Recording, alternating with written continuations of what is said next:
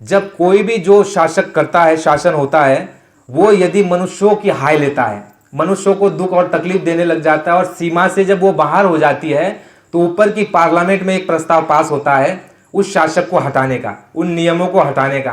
तो स्वामी जी महाराज ने उदाहरण अर्थ देकर के बताया। गुरु महाराज ने यह कहा कि राजाओं का जब समय था, राजाओं का जब समय था तो राजा अधर्म के रास्ते पर जाने लग गए थे। राजा का समय, मुगलों के आने के पहले का समय। गुरु महाराज ने कहा कि राजा अधर्म के रास्ते पर जब जाने लग गए, प्रजा के साथ अत्याचार अन्याय करने लग गए, जब उनको न्याय नहीं मिलने लग गया, तो गुरु महाराज ने कहा कि ऊपर की पार्लियामेंट में ऐसा प्रस्ताव पास हुआ, क्योंकि मनुष्यों की जो गांव में होते थे, देखो पहले समय में राजा महाराजा जो है सेना भेज करके लूट लेते थे गांव में, गांव को गांव जला दिए जाते थे, अन्याय होता था, न्याय नहीं मिलता था। जब उसकी सीमा से बाहर चले गए तो गुरु महाराज ने कहा ऊपर की पार्लियामेंट में प्रस्ताव पास होता है, यहाँ से आवाज लगती है, प्रजा की आवाज लगती है, पुकार लगती है और वहां टकराती है, फिर उसकी जो है योजना बनती है। इसलिए गुरु महाराज ने कहा कि तुम आवाज लगाओ केवल, कि बाबा जय गुरुदेव जी का कहना शाकाहारी का रहना, आओ सत्युग आपका हार्दिक स्वागत है। तो गुरु महाराज ने ये कहा, ये नहीं सुनेंगे तो वो सुनेगा। इसलिए गुरु महाराज ने कहा जाओ, अगर गांव कस्बों में कोई आदमी पुरुष स्त्री नहीं सुनता तो पेड़ों को सुना दो, नदी और नालों को सुना दो। गुरु महाराज ने कहा ये आवाज टकराएगी वहां जाकर के और उसका इंतजाम होगा। इसी तरह जब राजाओं ने अत्याचार जनता पर करने लग गए तो वहां योजना बनी और कुछ वर्षों के बाद जो है यहाँ पर देश के अंदर में मुगल आए। प्रेमियों, गुरु महाराज ने कहा मुगलों ने संतों महात्माओं को छेड़ा नहीं। बहुत से ज्यादातर मुगल थे जिन्होंने संतों महात्माओं को छेड़ा नहीं, उन्होंने अच्छी योजना लागू की कुछ मुगलों ने, लेकिन जब वो भी अत्याचार अधिक करने लग गए तो स्वामी जी महाराज ने कहा कि फिर मुगलों का भी समय चला गया। उसके बाद कौन आए? सफेद चमड़ी वाले आए, सफेद चमड़ी वाले अंग्रेज आए। अंग्रेजों ने शुरुआत में कहा कि हम व्यापार करेंगे, व्यापार का नाम लेकर के भारत के अंदर में आया, व्यापार किया। और गुरु महाराज ने कहा उनके नियम अच्छे थे, कुछ नियम तो उनके अच्छे थे। गुरु महाराज ने बताया कि उनका ये नियम था, तुम पूजा करो, पाठ करो, नमाज पढ़ो, मंदिर बनाओ, मस्जिद बनाओ, गंगा स्नान करो, हमको उसमें कोई लेना देना नहीं है, लेकिन जो हमारा विधान है, जो कानून है, उसको मत तोड़ना। गुरु महाराज ने कहा, ये लोकतंत्र के लोगों को कहा था, राजकाज के करने वालों को, अरे कहा कि हम उस जमाने के हैं जब हमने राजा महाराजों का समय देखा और हमने अंग्रेजों का भी समय देखा और हम आगे भी कुछ देख करके जाएंगे। गुरु महाराज ने कहा कि मैं उस जमाने का आदमी हूं कि 1 रुपए में, गुरु महाराज ने कहा 60 किलो चना, 60 किलो गेहूं और 60 किलो गुरु महाराज ने कहा चावल मिलता था। 6 रुपया तोला चांदी और 12 रुपया तोला सोना मिलता था। बच्चा 1 रुपए में इतना अनाज मिलता था कि आदमी उसको जो है ढो नहीं सकता था। ये तो गुरु महाराज ने कहा बाजार की बात, गांव में तो और सस्ता था। मैंने वो जमाना देखा है, तुम मुझे क्या धोखा दोगे?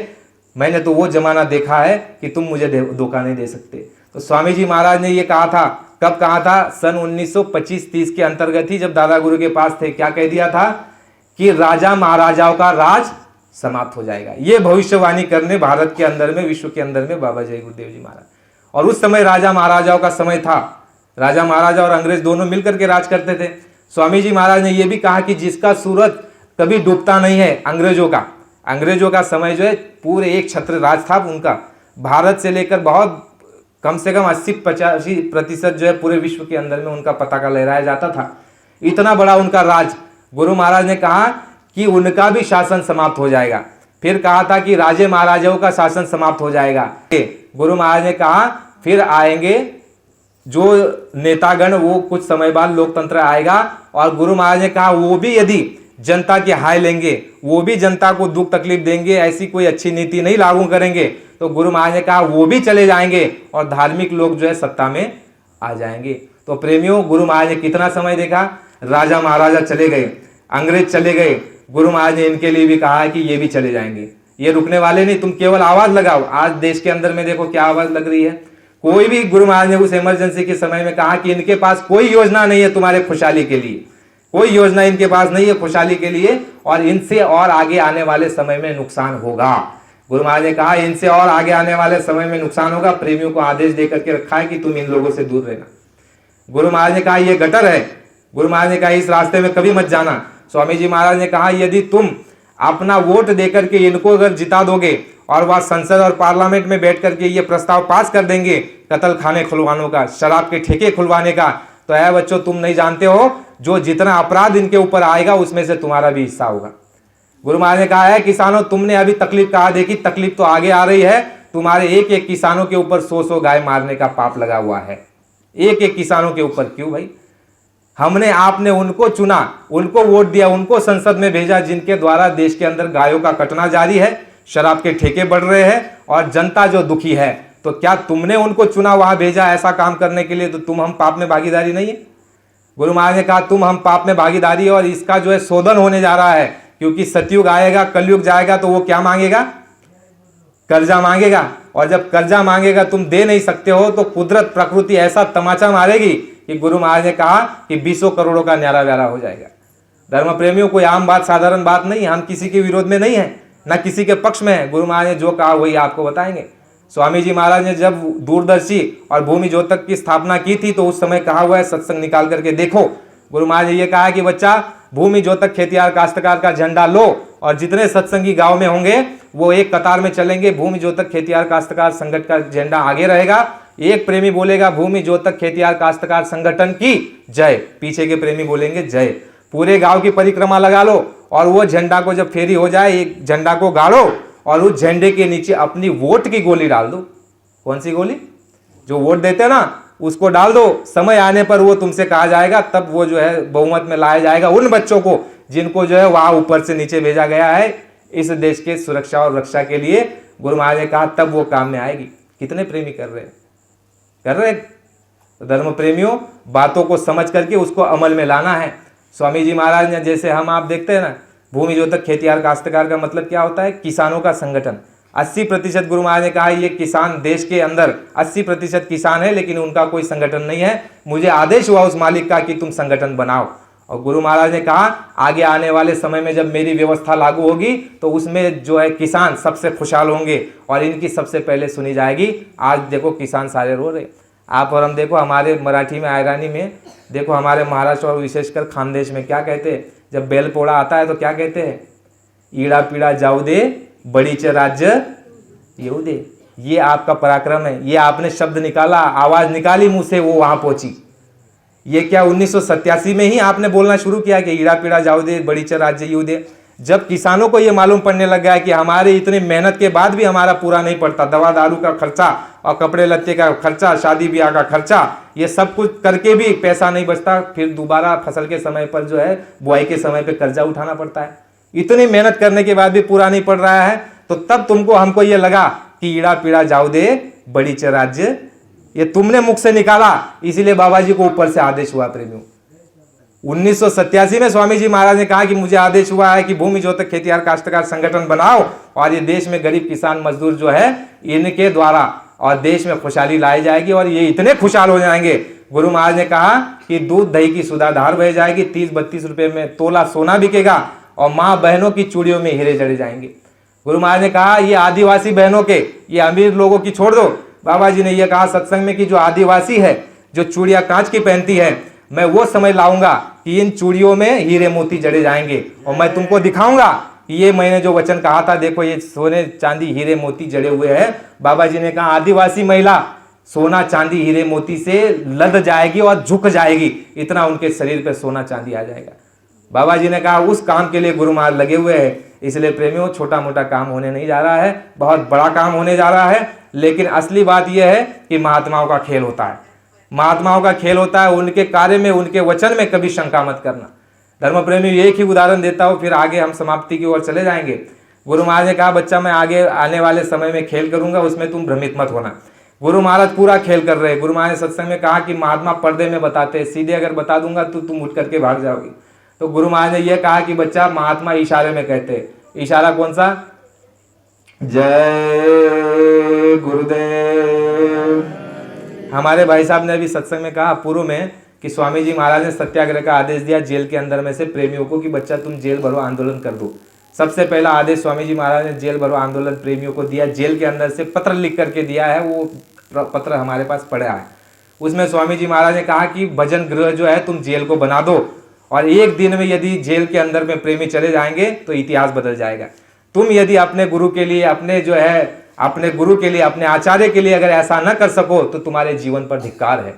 तो प्रेमी जो थे वो जो है बहनें और छोटे छोटे बच्चे, बूढ़े, नौजवान सब जेल के अंदर जाकर के बैठ गए और जेल के अंदर इतनी यातना, इतनी प्रताड़ना की गई उनके साथ में। आप तो अभी इतिहास देखते हो रामायण महाभारत का और छत्रपति संभाजी का, लेकिन ये इतिहास आपके नज़रों के सामने है, लेकिन इस ओर हम ध्यान नहीं दे रहे। हमारे प्रेमियों को भी इतनी पीड़ा दी गई है, भाइयों के छाती पर पैर रख करके बाल को नोचा और उखाड़ा जाता था, नाखून को खींच लिया जाता था। कई बहनों के बच्चे ने वहाँ जन्म लिया जेल के अंदर में, रात के अंधेरी में जो है ठंडी में बाहर छोड़ देते थे जंगलों में। बहुत मारा पीटा, बहुत कष्ट दिया, जहाँ भी जय गुरुदेव वाला कहीं नजर आ जाए तो उसको पीटा जाता था, ऐसी तकलीफ पीड़ा। लेकिन जो गुरु महाराज के पक्के थे, भक्त थे, प्रेमी थे, उन्होंने जो है डंडे की मार खा करके भी जय गुरुदेव बोलते रहे कि हम बंदे बाबा जय गुरुदेव जी महाराज की है, चाहे तुम जितनी तानाशाही करो, जितना जुल्म करो, लेकिन हम सत्य पथ पर से बिल्कुल विचलित नहीं होंगे, हमारे गुरु से हम दूर नहीं होंगे। ऐ प्रेमियों, जो जेल के अंदर में उस समय पर गए तो कुछ समय बाद जब इमरजेंसी हटी, दूसरी सरकार आई, तो वहां पर एक कायदा पारित किया गया कि भाई जो जेल के अंदर गए थे उनको आज से पेंशन मिलेगी। तो जो जेल के अंदर गए हुए थे प्रेमी, वो आज भी 22,000 पेंशन पाते हैं जेल के अंदर गए हुए। तो ये खेल है कि नहीं महात्माओं का। गुरु महाराज ने कहा, तुम यदि अपने आचार्य गुरु के लिए एक डंडा खा लो तो कई जन्मों के तुम्हारे पाप कट जाएंगे। पाप तो कटे ही कटे। गुरु महाराज ने कहा, बच्चा इमरजेंसी में जो तुमने मार खाई है, उस मार की जो आवाज सुई की टक टक की तरह मेरे मस्तक में हर समय गूंजती है, और वो आवाज न जाने कब जाएगी। गुरु महाराज ने कहा, वो आवाज जो तुमने मार खाई है उसका मेरे मस्तक पर आवाज चलती है, और इमरजेंसी में मैं जेल क्यों गया वो तुमको आने वाले आगे समय में मालूम पड़ेगा। और गुरु महाराज ने कहा, भक्त और भगवान, इनका जो मेहनत और प्रयास होता है वो समाज के लिए होता है। जो तुमने हमने मेहनत और प्रयास किया, जो कष्ट झेला, वो तो गुरु महाराज ने कहा कि तुम्हारा तो अपने आप उद्धार हो जाएगा, लेकिन समाज के कल्याण के लिए भी हमने उस समय प्रेमियों ने आवाज लगाई। तो आज मथुरा में एक बहन है, वो बहन को 22,000 पेंशन मिलती है। उसने कहा कि हमने जो है जेल के अंदर मार भी खाई है गुरु के लिए, और साधन भजन में मस्त रहती है। साधन भजन भी बन गया, आत्मा का कल्याण भी हो गया, और उनके गुजारे के लिए पैसे की भी व्यवस्था हो गई। इसलिए धर्म प्रेमी ये बड़े खिलाड़ी है। गुरु महाराज ने कहा कि मेरे खेल को ब्रह्मा विष्णु महेश नहीं जानते। कौन नहीं जानता? ब्रह्मा विष्णु महेश मेरे खेल को नहीं जानते, और चले थे तुम जानने, जो लोग बाबा जी को जानने आए थे। इसलिए प्रेमियों, सीधी और सरल बात है क्या कि बिल्कुल गुरु के वचनों पर किंचित मात्र भी शंका मत करना, किंचित बाल जितनी भी शंका मत करना। जो उन्होंने रास्ता दिखाया, जो इशारा दिखाया, और जिस ओर हमको चलाने का प्रयास किया, उस ओर हमको चलना है, बिल्कुल किंतु और परंतु किए बिना। स्वामी जी महाराज बहुत बड़ा काम हम आपके द्वारा कराने वाले हैं। इसलिए प्रेमियों, सबसे पहले हमको जो है हनुमान की तरह बनना है। देखो हमारे गुरु महाराज का पूरा जीवन देखो, गुरु महाराज ने कितना त्याग, कितना परिश्रम, कितनी मेहनत और कितने कर्मठ थे गुरु महाराज, कितना कर्मठता से गुरु महाराज ने कार्य किया। और देखो जेल के अंदर में जो घटनाएं बताई जाती है, जेल के अंदर बाबा जी को मारने का प्रयास, फांसी देने का, उसमें विफल। जेल के अंदर बाबा जी को जो है प्रलोभन देने का प्रयास, बाबा जी ना डरे, ना झुके, ना बिके। बाबा जी बिके नहीं। गुरु महाराज ने मंच से कहा, बच्चा मुझे खरीदने का प्रयास किया गया, मुझे प्रलोभन दिया गया कि ये जमीन आश्रम की क्या है, इससे भी कई गुना अधिक आपको जमीन दे दी जाएगी, आपको एरोड्राम बनवा दिया जाएगा जहाँ विमान उतरता है, एरोड्राम बनवा दिया जाए, हेलीकॉप्टर दे दिया जाएगा, करोड़ों रुपये दे दिया जाएगा, जो आप चाहोगे आपकी सेवा करने के लिए तैयार है। बाबा जी ने कहा कि मुझे खरीदने वाले जो है आए, लेकिन हिंदुस्तान में कोई माई का लाल मुझे खरीद नहीं सकता। तो स्वामी जी महाराज ने कहा, खरीदना चाहो तो खरीद सकते हो, लेकिन अपने धन से हिंदुस्तान में कोई माई का लाल मुझे खरीद नहीं सकता। खरीद सकते हो कैसे? प्रेम से। फिर स्वामी जी महाराज ने, प्रेमी याद करो, 2012 का सत्संग था, होली का।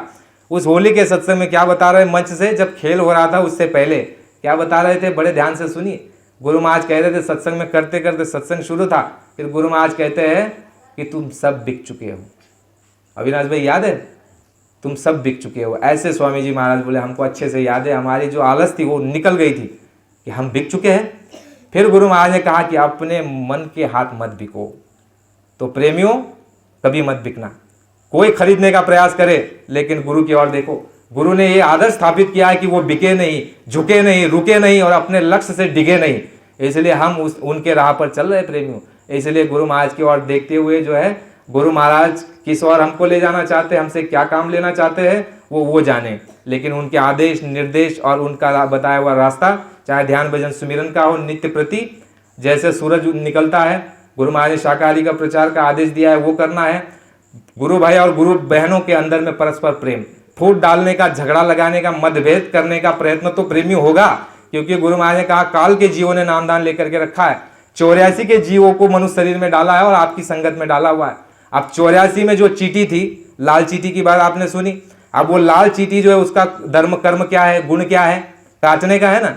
तो वो चींटी यदि मनुष्य शरीर में आएगी तो तुम चाहोगे कि ये मुझसे प्रेम से बात करे, तो प्रेम से बात करेगा क्या? वो तो जरूर ऐसी बात बोलेगा कि तुमको जो है कष्ट होगा, तकलीफ होगी। जो हमारे अंदर गुण भरे है, इतनी मेहनत की है, उस पर हमको आपको प्रेमी खरा उतरना है। गुरु भाई और गुरु बहनों का जो रिश्ता है, गुरु महाराज ने कहा खून के रिश्ते से बढ़कर के गुरु भाई और गुरु बहनों का रिश्ता है। जय गुरुदेव, जय गुरुदेव। तो आज का दिवस जो था वो झंडी उतारने का था। 30 तारीख को शाम से पहले, शाम के लगभग जो है झंडा उतार करके उसको घड़ी करके रख दीजिए, और सवेरे जो है अपने मकान पर नया झंडा आपको लगाना है। इन 7 दिनों के अंदर जो झंडा लगता है केवल जय गुरुदेव नाम का, और अगले दिन जब आप झंडा लगाओगे तो जय गुरुदेव नाम प्रभु का झंडा आप लगा सकते हैं। तो ये जो है हमारे 7 दिनों का पर्व होता है, जिसमें हम आप जो है कार्यक्रम करते हैं, इतिहास को दोहराया जाता है। तो ये जो है हमारा आज का अंतिम, ये जो है 23 मार्च का कार्यक्रम जो था, 30 मार्च के ये समापन का कार्यक्रम है प्रेमियों। इसलिए हम आप यहाँ से उठेंगे तो ये संकल्प लेकर के उठेंगे कि हमको आपको जो है गुरु महाराज के इस मिशन में हमको आपको लग करके काम करना है, और गुरु महाराज क्या चाहते हैं उस और हमको जो है बढ़ना है। तो इन्हीं 2 शब्दों के साथ गुरु महाराज के चरणों में भूल चूक की माफ़ी मांगते हैं। और हमसे नया साल है, इसलिए हमसे यदि कोई भूल चूक हो गई होगी, गलती हो गई होगी आज या इससे पूर्व में, तो हम आपसे जो है विनम्र होकर के भूल चूक की माफ़ी चाहते हैं और अपेक्षा करते हैं कि आप हमको माफ़ करेंगे। जय गुरुदेव। प्रेम से बोलिए जय गुरुदेव। नाम किसका? प्रभु का पावन नाम। मुक्ति दिवस। आओ सतयुग आपका, आओ बाबा जय गुरुदेव जी आपका। जय गुरुदेव।